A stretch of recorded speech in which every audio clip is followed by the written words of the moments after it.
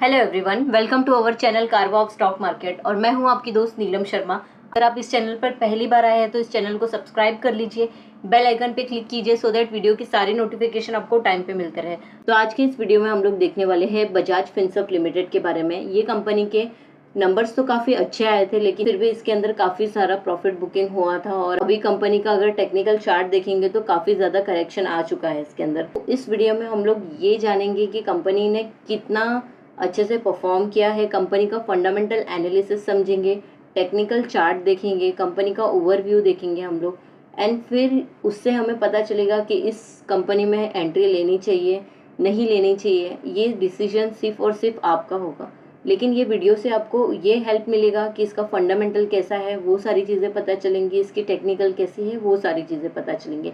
इसलिए ये वीडियो को ध्यान से देखिएगा सो दैट आप अपना डिसीजन ले सकें। तो अभी हम लोग स्टार्ट करते हैं कंपनी का ओवरव्यू से। बजाज फिनसर्व लिमिटेड एक होल्डिंग कंपनी है जो कि डिफरेंट फाइनेंशियल सर्विसेज जैसे बिजनेसेस प्रोवाइड करती है और ये आती है बजाज ग्रुप के अंडर। ठीक है, अगर आप देखेंगे तो इसने मिलियन ऑफ कस्टमर को सोल्यूशन प्रोवाइड किए हैं, जैसे कि एसेट एक्विजिशन थ्रू फाइनेंसिंग, फिर asset protection through general insurance जैसे सर्विसेज प्रोवाइड करती है, फिर इनकम प्रोटेक्शन के लिए बहुत सारे अलग अलग इंश्योरेंस दिए हैं, हेल्थ इंश्योरेंस है, रिटायरमेंट एंड सेविंग सॉल्यूशन जैसे अलग अलग सर्विसेज ये उनके कस्टमर्स को प्रोवाइड करती है। और आप लोन लेने के लिए जाओ तो बजाज फिनसर्व का ऑप्शन अवेलेबल रहता है, जैसे कि आप कोई भी इक्विपमेंट खरीदने जाते हो, जैसे कि इलेक्ट्रॉनिक चीज़, वॉशिंग मशीन हो गया, कोई भी चीज़ें अगर लोन पे लेने जाते हो तो आपको बजाज फिनसर्व का एक ऑप्शन मिलता है, ठीक है, लोन के लिए, जहाँ से आपका हर महीने ईएमआई कटेगा।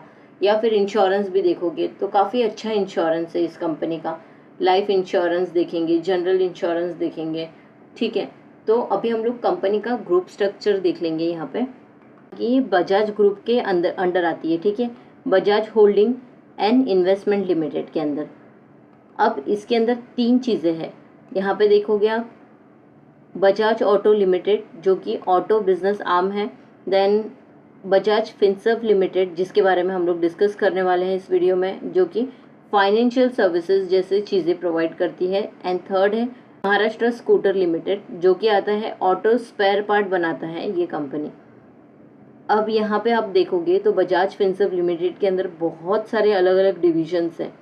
यहाँ पे देखो, Bajaj Finance Limited, Bajaj Allianz General Insurance Limited, Bajaj Allianz Life Insurance Limited, then Bajaj Finserv Direct Limited, Bajaj Finserv Health Limited, and यहाँ पे Bajaj Finserv Asset Management Company, ठीक है। और इसमें परसेंटेज डिफाइन किया है कि कितने परसेंट का यहाँ पे उनका बिजनेस इसके अंदर इन्वॉल्व है। देन यहाँ पे आप देखोगे बजाज फाइनेंस लिमिटेड के अंदर दो और डिवीजन है, बजाज हाउसिंग फाइनेंस लिमिटेड और यहाँ पे बजाज फाइनेंशियल सिक्योरिटी लिमिटेड, और ये 100% इसकी सब्सिडरी है। ओके, हम लोग बजाज फिनसर्व लिमिटेड के नंबर देखेंगे पहले कि कैसे आए हैं, फिर उसकी जो भी कंपनी है डिविजन है उसके भी देख लेंगे। यहाँ पे देखो BFS यानी बजाज फिनसर्व लिमिटेड, यहाँ पे FY24 के हाईलाइट्स यहाँ पे दिए हैं। तो कंपनी का जो टोटल रेवेन्यू है काफ़ी अच्छा है। यहाँ पे देखो 36% का यहाँ पे क्वार्टर ऑन क्वार्टर का ग्रोथ है, जो कि बहुत ही अमेजिंग नंबर है। प्रॉफिट आफ्टर टैक्स देखेंगे यहाँ पे तो 20% का यहाँ पे ग्रोथ है, and profit after tax excluding MTM gain and loss यहाँ पे 17% का है, जो कि बहुत ही अमेजिंग है। देन यहाँ पे हम लोग ईयर ऑन ईयर का देख लेंगे, 12 मंथ FY24, 12 मंथ FY23, ठीक है। देन यहाँ पे टोटल रिवेन्यू अगर देखते हैं तो 34% से इंक्रीज हुआ है year on year. Profit after tax हम देखेंगे तो 27% से इंक्रीज हुआ है। Profit after tax excluding MTM gain loss यहाँ पे देखेंगे तो 21% से ग्रो हुआ है, जो कि बहुत ही शानदार है। नेट वर्थ कंसोलिडेटेड देखेंगे तो 30% का है, और नेट वर्थ स्टैंड अलोन का कंपनी का देखेंगे तो 25% से ग्रो हुआ है, जो कि कंपनी ने, इसी नंबर से पता चलता है कि कंपनी ने बहुत ही अच्छे से परफॉर्म किया है, इसलिए कंपनी का रिजल्ट काफ़ी अच्छा आया है। यहाँ पे हम देखेंगे ये ऑलमोस्ट डेट फ्री है, कंपनी के पास कोई कर्जा नहीं है बिल्कुल भी। बजाज फिनसर्व सरप्लस फंड जो है वो 2198 करोड़ का है, मार्च 31 24 तक का, ठीक है। पहले कितना था 2284 का, और उसके पहले 1709 करोड़ का, तो ये भी काफ़ी डिसेंट है।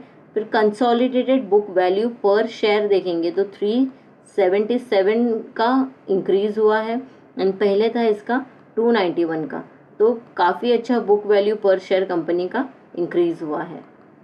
अब यहाँ पे बजाज फाइनेंस लिमिटेड का हाईलाइट्स देख लेंगे, ये ईयर ऑन ईयर का हाईलाइट है, ठीक है। बुक साइज जो है कंपनी की 35% से इंक्रीज हुई है, बहुत ही शानदार है। कस्टमर फ्रेंचाइजीज देखेंगे तो 21% से इंक्रीज हुआ है। देन यहाँ पे क्रॉस सेल फ्रेंचाइजीज देखेंगे तो 25% से ग्रो हुआ है।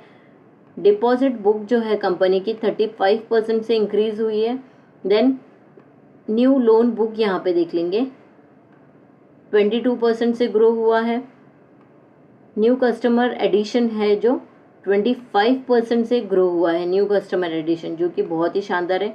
ऐसे नए नए कस्टमर ऐड होंगे तो ही जाके बिजनेस होता है, राइट। इस वजह से यहाँ पे देखेंगे तो परसेंटेज काफ़ी डिसेंट है यहाँ पे। नेट टोटल इनकम यहाँ पे देख लेंगे 26% से ग्रो हुआ है। फिर यहाँ पे देखेंगे हम लोग प्रॉफिट आफ्टर टैक्स है 26% से ग्रो हुआ है। रिटर्न ऑन एसेट यहाँ पे 0.2% से डाउन हुआ है, और यहाँ पे भी देखेंगे तो 1.4% से डाउन हुआ है return on average equity. Then यहाँ पे Bajaj Allianz General Insurance Company का देख लेंगे, ठीक है।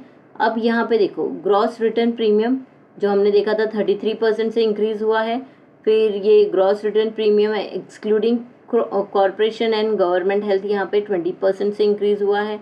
फिर नेट अर्न प्रीमियम देखेंगे तो 11% से ग्रो हुआ है। कंबाइंड रेशियो देख लेंगे यहाँ पे COR जिसे बोलते हैं हम लोग 0.6% से ग्रो हुआ है। प्रॉफिट आफ्टर टैक्स 15% से, एंड देन यहाँ पे रिटर्न ऑन एवरेज इक्विटी 0.2% से, एंड नंबर ऑफ पॉलिसीज 37% से ग्रो हुआ है, जो कि बहुत ही शानदार कंपनी का। यहाँ पे भी देखेंगे जनरल इंश्योरेंस अच्छे नंबर आए हैं। अभी यहाँ पे बजाज एलियंस लाइफ इंश्योरेंस है, ठीक है। ये यहाँ पे देख लेंगे इंडिविजुअल रेटेड NB यहाँ पे 21% से इंक्रीज हुआ है। रिटेल प्रोटेक्शन IRNB यहाँ पे देखेंगे तो 45% से ग्रो हुआ है। ग्रुप प्रोटेक्शन NB यहाँ पे देखेंगे तो यहाँ पे देखो 2% से ये डाउन हुआ है। रिन्यूएबल प्रीमियम देखेंगे तो 32% से ग्रो हुआ है। ग्रॉस रिटर्न प्रीमियम 18% से ग्रो हुआ है। प्रॉफिट आफ्टर टैक्स देख लो यहाँ पे, वाओ 44% से प्रॉफिट आफ्टर टैक्स यहाँ पे आ गया है कंपनी का। देन यहाँ पे देखेंगे नेट न्यू बिजनेस वैल्यू जो कंपनी की जो हुई है, जिसको हम लोग NBV हम लोग ने ऊपर देखा था, उसका नंबर देखेंगे हम लोग तो 12% से ग्रो हुआ है। फिर यहाँ पे न्यू बिजनेस मार्जिन जो है वो अभी तक डाउन है, ठीक है। सॉल्वेंसी यहाँ पे देखेंगे तो ये बहुत ही ज़्यादा लो हो गई है 84% का, ठीक है। तो ये कंपनी का जो बजाज एलियंस लाइफ इंश्योरेंस है, इसके नंबर थोड़े से नेगेटिव, लेकिन अगर आप देखेंगे प्रॉफिट आफ्टर टैक्स 44% का है, जो कि बहुत ही शानदार नंबर है ये कंपनी का। अभी हम लोग कंपनी का प्रॉफिट एंड लॉस स्टेटमेंट देख लेंगे यहाँ पे। तो यहाँ पे आप सेल्स देखोगे कंपनी का तो कंटिन्यूसली इसका सेल्स इंक्रीज होते जा रहा है। अभी मार्च 2024 में अगर आप सेल्स देखोगे तो 1,10,382 करोड़ का इसका सेल्स हुआ है। एक्सपेंसेस भी उसी अकॉर्डिंग कंपनी के बढ़ गए हैं 69,716 करोड़ का। प्रॉफिट यहाँ पे देखेंगे ऑपरेटिंग प्रॉफिट तो 40,665 करोड़ का है। अगर पहले का देखेंगे तो 29,868 का था, उसके पहले भी 21, तो ये भी कंटिन्यूसली। और लेकिन जो Q4 यहाँ पे मार्च 2024 का आप देखोगे तो बहुत ही अच्छा ऑपरेटिंग प्रॉफिट जनरेट करके दिया है कंपनी ने। देन यहाँ पे कंपनी का हम लोग प्रॉफिट बिफोर टैक्स देखेंगे तो ये भी बहुत ही शानदार है। आप देखोगे 21,375 करोड़ का है, उसके पहले 16,811 करोड़ का था, उसके पहले 11,271 करोड़ का था, ठीक है। तो काफ़ी ज़्यादा अच्छा नंबर आया है Q4 में और FY24 में। अब यहाँ पे नेट प्रॉफिट आप देखेंगे तो 15,595 का है, पहले 12,210 का था, ठीक है। तो इससे आपको समझ में आ रहा है कंपनी कितने अच्छे से परफॉर्म करती जा रही है कंटिन्यूसली। देन EPS देखेंगे इन रुपीज़ तो यहाँ पे 51.07 का हो गया है, पहले 40 था, 40 से डायरेक्टली 51 पे हो गया, जो कि कंपनी के लिए बहुत ही शानदार यहाँ पे नंबर है। अभी हम लोग कंपनी का बैलेंस शीट देख लेंगे यहाँ पे। तो इक्विटी कैपिटल आप देखोगे तो कंपनी की इंक्रीज हो गई है, 159 की हो गई है। रिजर्व्स कंटिन्यूसली कंपनी के पास इंक्रीज होते जा रहा है और अभी हो गया है 60,169 करोड़ का। ठीक है, अब ये फाइनेंस रिलेटेड कंपनी है, फाइनेंस करती है, इंश्योरेंस प्रोवाइड करती है। तो और ये कैसा है कि इसका जो बोरोइंग है ना वो ज़्यादा हो गया है यहाँ पे। तो ऐसे कंपनी में हम लोगों को बोरोइंग ज़्यादा नहीं दिखनी रहती है, बट यहाँ पे रिजर्व्स देखोगे कंपनी के पास काफ़ी डिसेंट रिजर्व्स है। देन यहाँ पे अदर लाइबिलिटी देखेंगे, 1,88,668 करोड़ का हो गया लाइबिलिटी। एंड उसी अकॉर्डिंग कंपनी का जो एसेट है वो भी कंटिन्यूसली इंक्रीज होते जा रहा है। यहाँ पे इन्वेस्टमेंट आप देख लोगे कंपनी का, तो इन्वेस्टमेंट कंपनी कंटिन्यूसली करते जा रही है और इन्वेस्टमेंट की जो वैल्यू है आप देखो यहाँ पे कंटिन्यूसली इंक्रीज होते जा रही है। ठीक है, CWIP यहाँ पे 82 करोड़ का हो गया है और फिक्स एसेट कंपनी के पास 5,593 करोड़ का हो गया है। कैश फ्लो देख लेते हैं हम लोग कंपनी का। तो ऑपरेटिंग एक्टिविटी अब देखोगे कंपनी की इंक्रीज हो गई है, जो कि नेगेटिव पॉइंट है। देन ये माइनस में हुई है। ठीक है, इन्वेस्टिंग एक्टिविटी कंपनी की इंक्रीज हो गई लेकिन ये भी माइनस में है। फाइनेंसिंग एक्टिविटी आप देखोगे तो बहुत ही अच्छी फाइनेंसिंग एक्टिविटी हुई है, जो कि ये प्लस में है और ये कंटिन्यूसली आप देखोगे प्लस में ही है और ये इंक्रीज ही होती जा रही है। ठीक है, 82,709 करोड़ का हो गया है। देन नेट कैश फ्लो यहाँ पे देख लेंगे तो 3,075 करोड़ का हो गया है और पहले माइनस में था, तो काफ़ी अच्छा इसका कैश फ्लो भी हो गया है अभी कंपनी का। अब रेशियोज देख लेंगे यहाँ पे, तो डेटर डे देखेंगे तो 20 हो गया है, तो ये इंक्रीज हो गया है जो कि एक नेगेटिव पॉइंट है। देन कैश कन्वर्जन साइकिल 20 हो गया है इसका।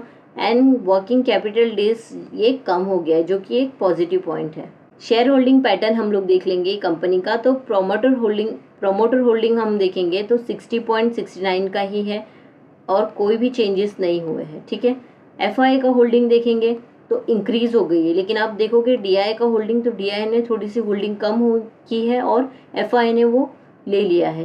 देन यहाँ पे पब्लिक का होल्डिंग आप देखोगे तो यहाँ पे कम हो गया है, 23.38 हो गया है और यहाँ पे अदर्स में देखेंगे तो 0.18 का हो गया है।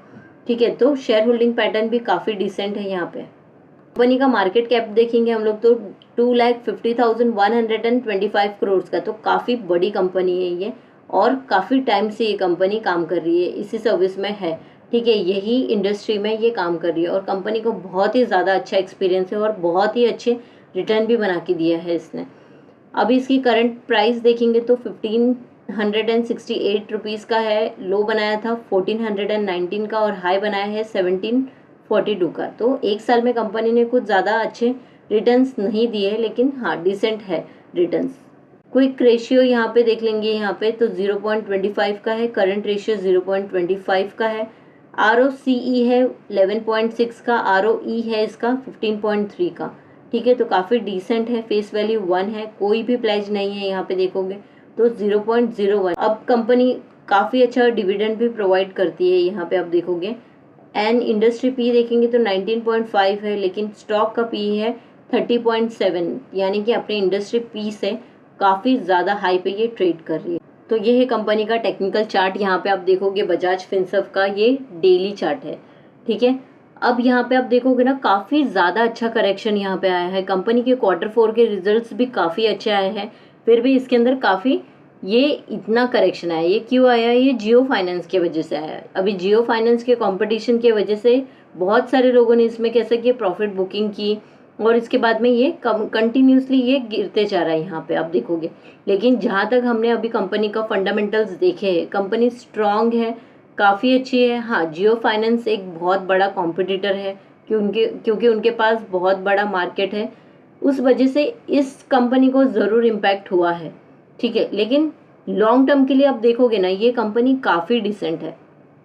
आपने देखा कंपनी के अलग अलग डिवीजन, सारे डिविजन्स कंपनी के अच्छे से परफॉर्म कर रही है। तो ये एक बहुत ही अच्छी अपॉर्चुनिटी मुझे लगती है कि इसके अंदर अगर हमारे पास एंट्री, अगर इसके अंदर अगर हम लोग ने बाय किया तो काफ़ी अच्छा ये रिटर्न बना के दे सकता है। तो ये काफ़ी यहाँ पे देखोगे कंटिन्यूसली अभी इतने लो पे 1480 के लो पे जाके अभी ये डायरेक्टली 1565 के प्राइस पे आ गया है।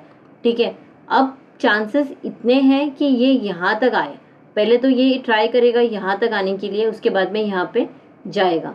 ठीक है, तो बहुत ही अच्छी अपॉर्चुनिटी है, लेकिन इसके अंदर ये नहीं बता सकते कि कितने जल्दी ये और अच्छे से अप ट्रेंड बनाएगा।